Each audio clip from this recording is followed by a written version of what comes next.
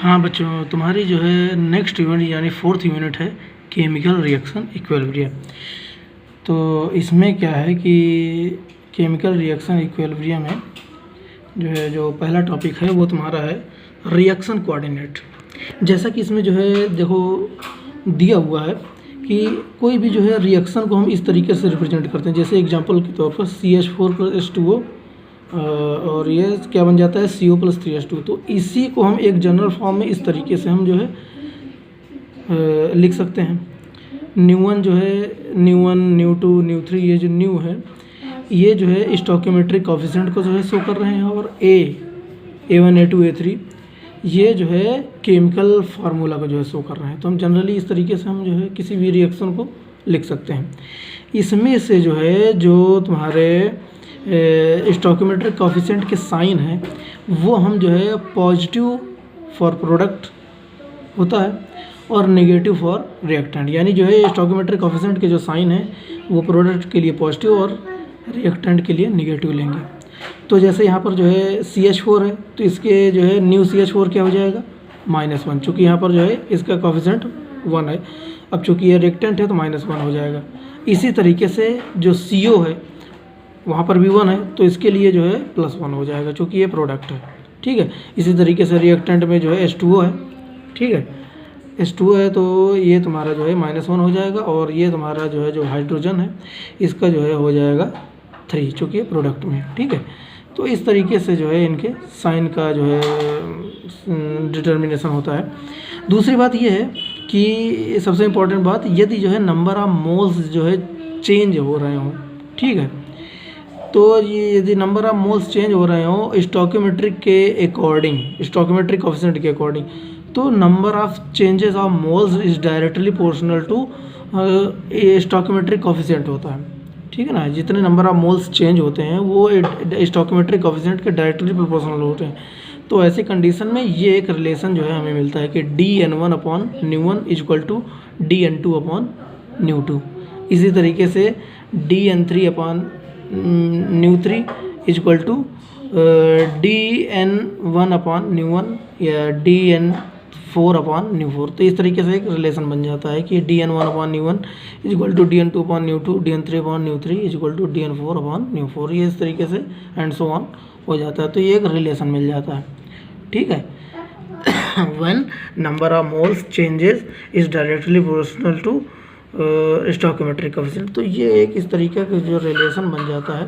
तो ये जो है जो इनका रेशियो होता है, ठीक है, ये सारे रेशियो जो है हर एक जो है पर्टिकुलर उसके लिए जो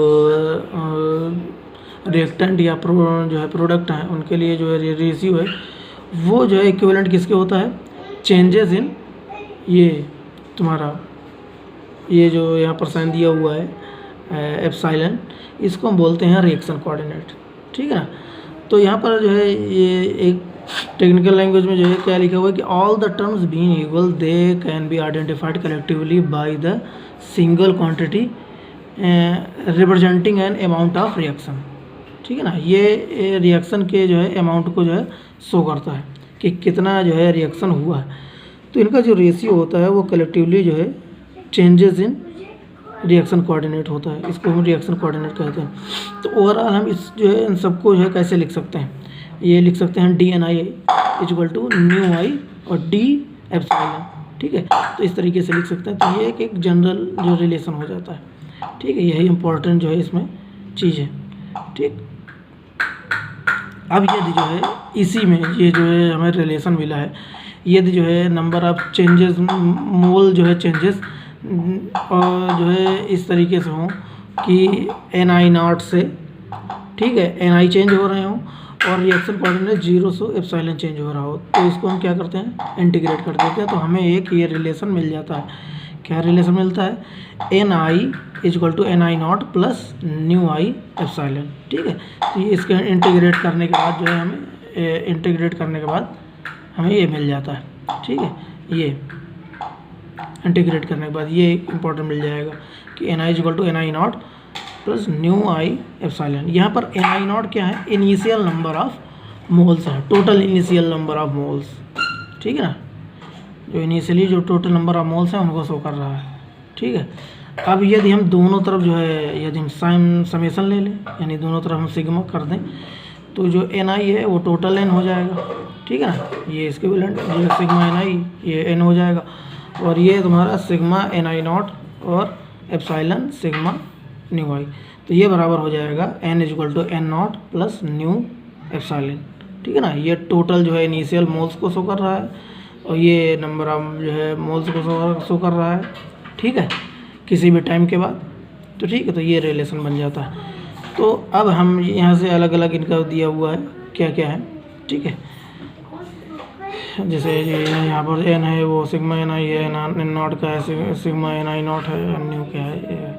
तो इस तरीके से हम जो है मोल फ्रैक्शन निकाल सकते हैं। तो YI बराबर क्या होगा, NI/N, तो NI की वैल्यू रख दो, NI not plus new I epsilon upon N की वैल्यू रख दो, ये तो निकाला है N not plus new epsilon.